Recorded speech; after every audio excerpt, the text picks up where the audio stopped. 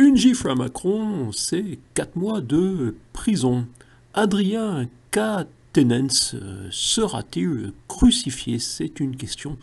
Et je ne sais pas si j'ai bien prononcé le nom de ce monsieur que je ne connais pas vraiment.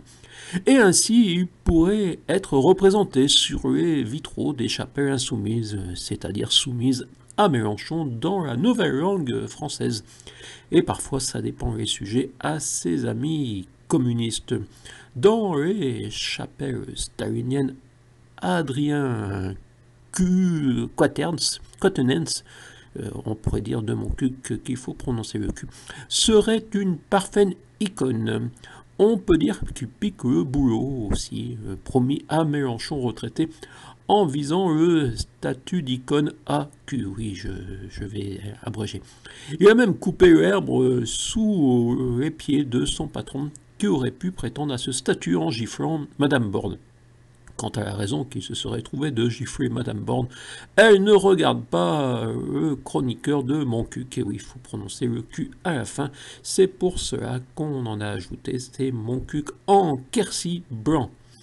Monsieur Macron n'ayant pas été giflé pour personne ne considère que sa dignité est reconnue et respectée avec une prestation. Madame Borne pourrait l'être pour ce que nous voulons, c'est que chacun s'en sorte et retrouve une dignité par le travail. Et Monsieur Pradier, dont vous avez entendu parler peut-être maintenant parce qu'il voudrait être chef de ce qu'on appelle les Républicains. Oui, c'est surprenant, mais il s'appelle les Républicains. Entarté pour la dignité, c'est gagner sa vie, pas vivre de chèques. Et comme moi, parce que moi, j'ai pas eu de diplôme, mais j'ai eu rapidement un salaire important. Faudrait qu'on explique comment. Ça sera peut-être objet d'un bouquin. Quant à moi, je préfère en sourire de nos pitres de la politique affligeante. C'était une petite phrase d'une série dont la vocation première est de vous présenter Là où nous allons soumissionner l'autre nom du pays. Mon 7e roman, une dystopie, 9 ans après le roman de la révolution numérique.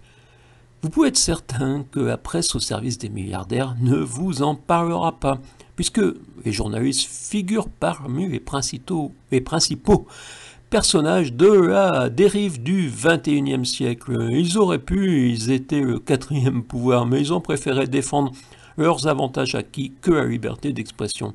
La série des petites phrases d'actualité peut également vous faire sourire et même réfléchir.